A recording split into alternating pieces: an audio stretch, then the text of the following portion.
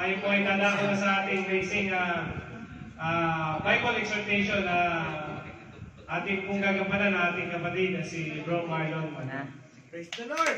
Hallelujah!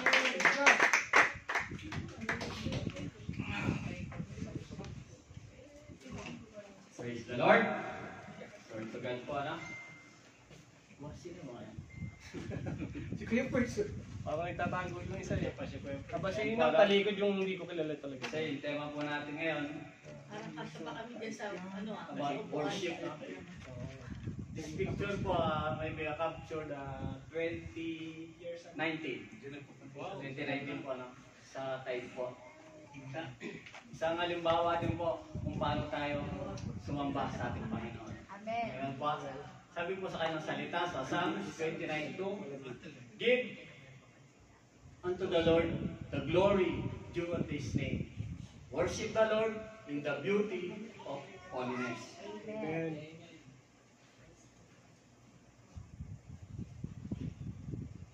Sa Tagalog po.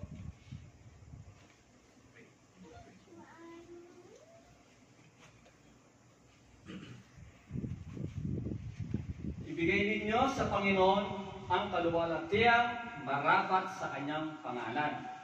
Inyong sambahin ang Panginoon sa kagandahan ng kabanalan. Yes, Lord, muli, pinupuri ka namin, Lord, tinatas ka namin sa awas na ito, Lord. Hallelujah, Lord. Minsan pa, Lord, salamat, Lord. Muli, dinako mo po kami rito, Lord, upang magpuri, sumamba sa iyo, Lord. Lord, minsan pa, Lord, salamat, ginamit mo po ang inyong lingkod upang magayag ng iyong banal na salita, Lord. Lord, linisin mo po ako, Lord. Itago mo po ako sa iyong harapan. Holy Spirit, ikaw po ang manguna upang ang iyong salita ay manahan sa aming mga puso. In Jesus' name we pray. Amen. Amen. Give unto the Lord the glory due unto His name. Worship the Lord in the beauty of holiness. Amen. Napakaganda pong tingnan ng isang larawan po na to na simbolo po ng isang pagsamba sa ating Panginoon. No? Bilang ano po kaya, no? Sa takbo ng akin na bilang Kristiyano, no? Sa 8 years ko po. Paano ko kaya napatunayan na o paano natin mapapatunayan ang totoong pagsamba sa Diyos po, no? From my learned experience po, no? Kung paano habang lumalakad ka sa Panginoon, kung paano ka tinuturuan, no? Paano ka sumusunod, no? Diyan yung title natin, diyan. Ayan po. Importance of worship, no? Sabi po natin test. Napakagandang tingnan po ng t-shirt dali po. 2018. Eh si Pastor po. Pastor Oscar, no? Habang nag-aaral po ako, no? Biglang pumasok tong mga picture na to eh. Habang nag-aaral ako eh. Tapos naalala ko, parang may picture ata ako nun eh, about worship. Nahanap ko po eh. Ito po, 2018 pa po yan, 2018. Yan po, lahat po nakataas po ang kamay, no? Sign din po na isang pag-worship natin sa Panginoon ng pagsamba, no? Dito po tayo sa bahay sambahan po, no? Di po nga ba yung pagsamba natin sa Panginoon, hindi lang dito sa simbahan. Sabi nga ni Pastor, yung taga-ugas tayo ng plato, tagaluto, hindi lamang po yun, no? Sa akin po, paglakad bilang Kristiyano po, inano sa akin ng Panginoon, na ang totoong pagsamba talaga sa ating Panginoon, na masasabi natin totoong pagsamba, ay kung paano natin surrender ang buong buhay natin sa ating Panginoon. Amen po ba? Paano natin ibigay, submission, no? Ang ating tunay na buhay sa Panginoon. Kasi po, pag hindi natin yan sinadmit sa Panginoon, no? Sa paglakad ko rin po, ang napakahirap po talaga, no? Na ibigay mo ng buong puso, no? Sa Christian po, yung pagsuko natin sa Panginoon, no? Hindi lamang dyan sa pag-worship natin, no? Dapat po sa totoong buhay, sa araw-araw nating buhay, no? Hindi lang dito Christian ka, paglabas mo sa labas, iba na po, no? Hindi po yung totoong pagsamba. Sabi po ng Panginoon, ang totoong pagsamba, oras-oras, minum-minuto, ito-glorify mo ang ating Panginoon. Amen. Yung po yung totoong pagsamba, no? Nakakasad lang po nung nakita ko yung picture na to, naiiyak po ako eh. Actually po, naiyak po ako. Sabi ko, nasaan na po kaya itong mga nagtataas ng kamay na to sa ating Panginoon? Praise God po, no? Yung iba nanatili po. Pero dyan nanatili po. And sad to say, yung iba, nawala. Bakit kaya nawala, no? Yung iba naman, dito lang sila Christian. Pagdating sa Pinas, balik sa dati. Kapatid, di ba? Nalaman mo na yung katotohanan dito sa Saudi, no? Pero pagdating pag na-stay sila sa Pinas, andun pa rin. Kumbaga, ako dati, Roman Catholic ako, nung nagpunta ako dito. Di ba? Pag uwi sa Pinas, nagulang na lang ako yung mga ibang ano natin dyan. Counter ko po mga ano ko po kilala ko po. Balik sa dati. Balik ulit sa pagsamba. Idolatry, no? Yung po ang ayaw ng Panginoon. Nalaman mo na yung katotohanan eh. Bakit ka babalik doon, no? Talagang mawawala ka po, matitisod ka, no? Ang gusto ng Panginoon, pag sinuko mo talaga, susuko mo po lahat sa Panginoon po, no? And praise to God po, yung iba talaga dyan, nag-grow po. Yung iba na natili po, no? Kasi po once na hindi mo binigay sa Panginoon po, yung buong puso mo, no? Mayroon po sumunod sa ating Panginoon. Kung susundin pa rin natin yung sarili natin. Yung gusto ng Panginoon, may pinapagawa sa iyo eh. Ayaw mong sumunod. Kaya po sinabi test eh. Yung pag-worship po natin sa Panginoon, talagang may sacrifice po talaga yan. Hindi po mawawala yan sa paglakad ko po sa Panginoon sa 8 years. Naranasan ko po yan lahat. Alam po na mga kapatiran yan. And glory to God.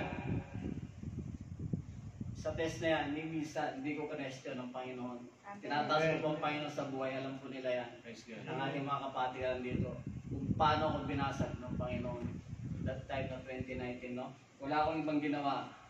Kundi suko talaga sa Panginoon. Amen. Sa paglakad ko po na yun, sabi nga hindi madali, no? Hindi madali umano, no? Pero, mga kapatid, no? Kung di nyo pa nararanasan, no? Sa tagal nyo pananampalataya sa Panginoon, kung di nyo pa naranasan yung binasag na talaga kayo ng Panginoon, yung walang-wala na kayo, na tanging siya lang ang alam yung matatakbuhan nyo. Diba? Huwag na natin hintayin yung kapatid, no? May kanya-kanya tayong calling, no? May kanya-kanya tayo kung paano tumaas ang pananampalataya natin sa Panginoon. Kaya kapatid, kung di mo pa naranasan, no? Yung talagang basagin ka ng Panginoon, no? Lahat, talagang durog na durog ka, no? Manampalataya na po tayo ng maayos sa ating Panginoon, no? Kanya-kanya pong calling niya, no? Ako, doon ako, tinuruan ng Panginoon, no? Doon ako, lalong nanampalataya. No, mahirap, no? Minsan, umiiwas pa rin ako sa calling ng Panginoon. Sinusunod ko pa rin sa akin. Pero napakahirap po talaga. Kung wala ka sa Panginoon, di mo kaya lakarin. Siguro yung nangyari sa akin ngayon, dami nang sasabi. Paano ko na kaya, no? Sabi ko lang, may Diyos ako sa buhay ko. Kaya ako lang nakaya yun. Yung walang-wala ako, hindi ko kaya. Tinas ko rin kamay sa Panginoon. Yung pala yung sign na pagsuko ka na sa Panginoon. Tinas ko, sabi ko, umiyak ako talaga. Lord, hindi ko to kaya, Lord. Bigyan mo po ako ng kalakasan na nagmumula sa iyo para magpatuloy po, Lord, sa laban na ito. Tignan po, no? Hindi ako nawala sa presensya ng Panginoon. Hindi ako nagpahinga. Kasi pag alam ko, umalis ako dito, ataking kalaban. Yan po, siguro nakikita niyo mga bangating upuan na yan. Isa sign po na hindi sila sumurrender sa ating Panginoon. Sinunod nila ang gusto nila. Diba? Kapatid, binigyan ka ng, ginagamit ka na ng Panginoon eh. Binigyan ka na ng ministry. Ayaw mo pa rin sumunod. Kaya yung talent na binigay sa'yo, ayaw mo pa rin ilabas. Sinusunod mo pa rin yung sa'yo. Diba? Tapos isihin mo pa yung Panginoon. Ba't ganito yung nangyayari? Bakit Lord? Ba't yung isang kapatid Lord? Nauna pa ako doon. Masigit mong pinagpapala. Mas magaling ako doon Lord ah. Mas ginagamit mo ako ah. Sige kapatid, mas magaling ka nga. Mas matalino ka. Mas matagal ka. Iba ng isa, baka meron siyang mas puso sa pananampalataya. Sad to say, pero yung po ang katotohanan. Ang katotohanan po, magpapalaya sa atin po. No? Bigay po natin, no? Nalalapit ng pagdating po natin, Panginoon. Napakaganda po ng ano natin ngayon, worship po, no? Kahit yan, no? Suko po natin sa Diyos, no? yung ating buhay, yung ating pamilya, yung ating finances. Yan ang ating mga worry. Bakit ano yung worry natin? King of Kings, Lord of the Lord. Yes. Wala na, no? Diba? Sabi nga, Diyos lang. Sapat na. Amen. Diba? Napakayaman ng ating Diyos, no? Yes. Kung talagang pangangalagaan lang po natin, no? Iba-value natin, no? Yung ginawa ng Panginoon, no? Yung excellent na ginawa niya sa Panginoon, no? Na namatay siya, no? Binigay, no? Para malinis, bayaran ng full yung kasalanan natin, no? Diba? Para na mabibigay natin sa Panginoon, no? Kung laging iniisip mo, Lord, itong nangyayari na to para sa akin, para lalo akong mag-grow, lalo akong manampalataya, lalo akong magtiwala sa iyo. Magagawa po natin ang tunay na worship sa Panginoon, mga kapatid. Pero hindi po natin magagawa yan hanggat hindi natin sinusuko lahat. Suko po natin sa lahat sa Panginoon. Yung pamilya natin, finance ko, no? Diba, Tess? Si Abraham, diba? Tagal niya magkaanak. Tapos pagdating ng 12 years old, sabi ng Panginoon, i-offer mo yung anak mo sa kanya, di ba? Nandun yung obey. Nandun yung pagtitiwalaan ni Abraham, di ba? Test po. Kaya mga kapatid, no? Ano ba bang mga isak sa buhay natin na kailangan nating isuko sa Panginoon? Kailangan nating ibigay sa Panginoon. Tanong sabi ng Panginoon, di ba? Kay Abraham, sabi niya, pagpapalain siya, no? Ng bonggang-bongga. Di ba? Sumunod siya, no? Mahirap. Pero pag nanahan na sa atin, no? Ang sa atin yung banal espiritu eh. Andiyan yung mga conviction eh. Minsan hindi natin pinapansin talaga. Nasusunod pa rin ang gusto natin, no? Napakasarap po na wala ka na nang alalahanin sa buhay. Yung kada ano mo, bigay mo sa Panginoon, no? Ibigay mo lang sa Panginoon. Na sabi nga, di ba? Kung ano man ang ating what you eat, what you drink, no? Give to glory to God, di ba? Kailangan po nakikita sa ating mga Kristiyano ang totoong pananampalataya sa Panginoon po. Hindi yung sabihin, Kristiyano yan. Pero ganyan, di ba? Napakasakit bilang Kristiyano po, no? Ako po, minsan may ganun, no? Yung naririnig ko yung ganun. Hindi naman kasi nilalam ang tunay na Kristiyano, no? Hindi nilalam na ang tinataas lang natin, yung magkaroon tayo ng relasyon sa ating Panginoon. Kala nila malinis tayo nandito. Marumi tayo, kaya nga tayo nandito eh. Marumi tayo. Hindi nila yung naiintindihan. Pero as a Christian po dapat, lumakad tayo ayon sa kapurihan ng Panginoon. Makita yung glory sa atin. Hindi tayo yung tinataas. Makita tayo tinataas. Ayan, may Panginoon sa buhay. Tinataas natin lagi ang Panginoon. Hindi yung sarili na natin. Marumi tayo. Kahit anong tingnan natin, marumi tayo sa paningin ng Panginoon. Pero dahil natataas natin siya, napupurihan lagi natin siya, hindi tayo maano ng mga ibang Kristiyano. Hindi nalalam na relasyon ang abo natin sa Panginoon. Amen po? Amen. Kaya mga kapatid, no? Nandito na tayo eh. No? Ano na po talaga natin na i-accept na po natin. Ibigay na natin yung best natin sa Panginoon. Yung talent na binigay sa atin, huwag nating huwag nating isang tabi lang. Gamitin natin para sa glory ng Panginoon. Yes. Di ba? Binigay siya ng Panginoon yan eh. Baka marunong ka maghugas ng plato. Ay. Laging marami naghugas ng plato dyan. Papalitan naman sila. Magaling magluto. Baka marunong kayo magluto dyan. Di ba kayo nagsasama sa mga luto namin? Katikin naman yung pagkakay. Di ba? Yung plato lang nakikita eh. Pag di Oo. ako Ang sabi ng Panginoon, ang meron na wala ka, kukunin pa sa'yo yan. Gusto mo bang kunin sa'yo ng Panginoon yan? Ibigay, sa binigyan niya ng apat. Yes. Amen po ba? Sa palagay niyo ba, yung may 3 talent na yon, yung binigyan ng di ba po ba yung pastor, apat? Yung una, 5. Palagay niyo ba, hindi siya galing sa isa? Kung titignan natin, galing din siya sa isa. Di ba? Itinaas lang ng Panginoon, kaya binigyan siya ng 5. Yung isa binigyan ng 2. Galing din siya sa isa kasi nagpag-aasa siya sa Panginoon. Kasi mapagkatiwala. O, napagkatiwalaan. Eh, yung isa, anong ginawa niya? Wala. Tinapon. Siguro na-secure siya. Sabihin natin na-secure siya. Bakit yun? Binigyan ng 5. Yung isa binigyan ng 2. Ba't ako binigyan ng 1? Di ba? Ganun tayo minsan eh, di ba? Yung paglilingkod po natin sa Panginoon, minsan gusto natin mag-level up kagad tayo.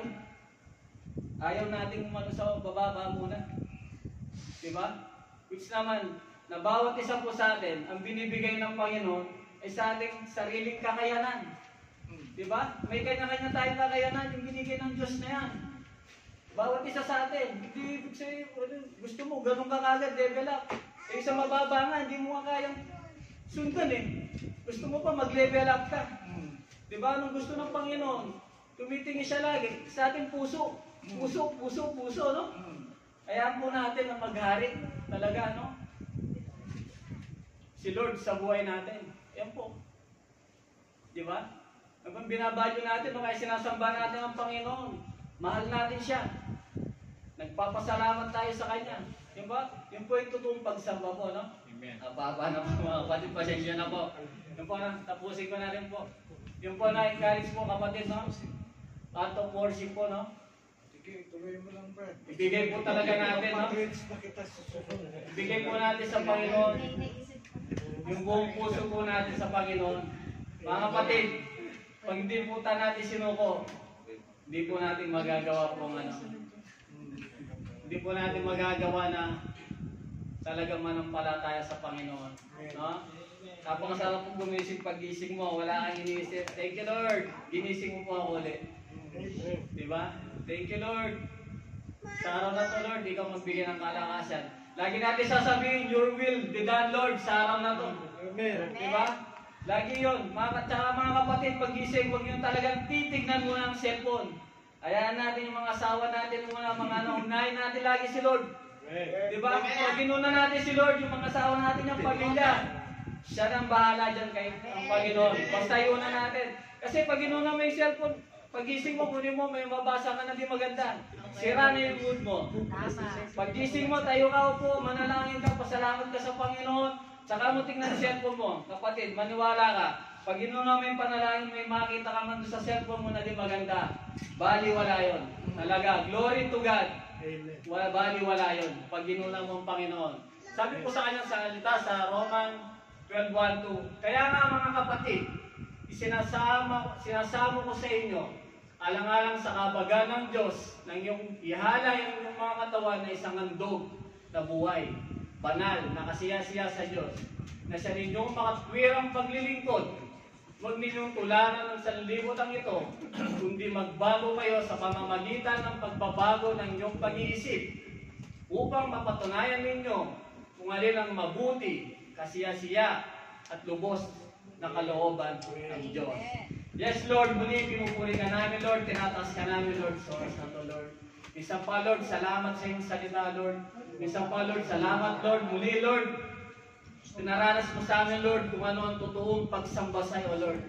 Salamat, Lord, sa iyong sacrifice, Lord, na namatay ka sa krus ng Kalbaryo, Lord, upang bayaran ng buo ang aming kasalanan, Lord. Lord, patuloy mo pong linisin ang aming mga puso, Lord, upang makapagsamba po kami ng buong buo sa iyo, Lord.